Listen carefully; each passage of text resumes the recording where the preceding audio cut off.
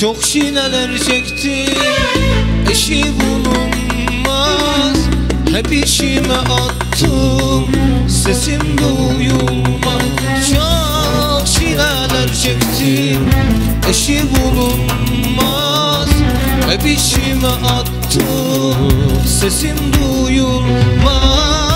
Bana acıyana kalbim doğrulmaz. Allah'ın yarattığı bir kulum işte. Bana acıyana kalbim doğrulmaz. Allah'ın yarattığı bir kulum işte.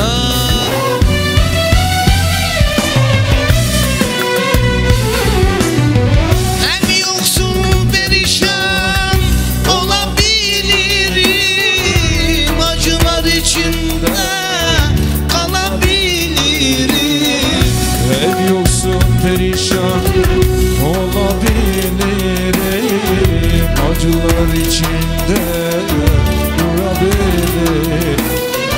Sürüne sürüne ölebilirim. Allah'ın yarattığı bir kulum işte. Sürüne sürüne ölebilirim. Allah'ın yarattığı bir kulum iş.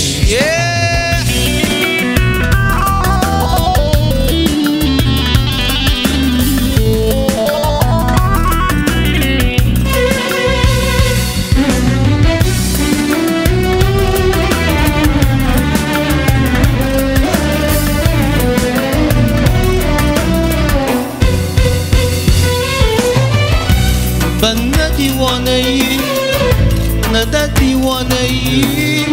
Ben ne bir berduşum ne serseriyim.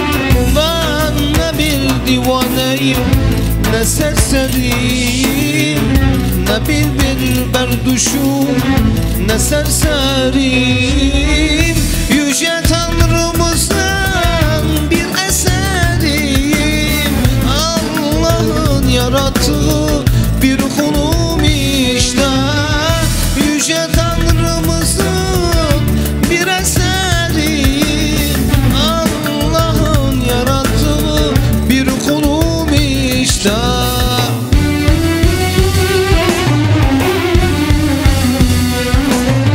Hep yoksul perişan olabilirim. Acılar içinde kalabilirim.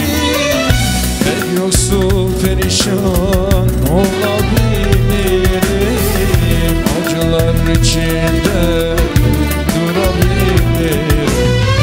Sürüne sürüne ölebilirim. Allah'ın yarattığı bir kulum işte. Sürüne sürüne ölebilirim.